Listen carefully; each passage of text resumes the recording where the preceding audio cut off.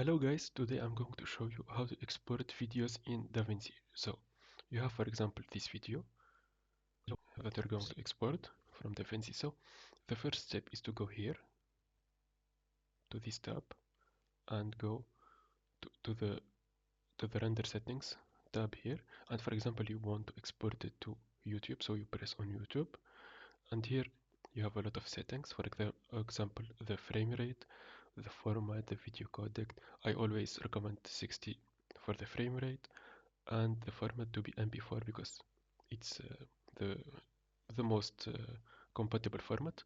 And then we press on add to render queue and then render,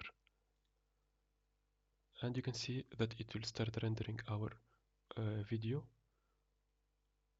and you will get it inside these folders here, the video folder that you chose. That's it. I hope you liked the video. Please subscribe and like. Thank you.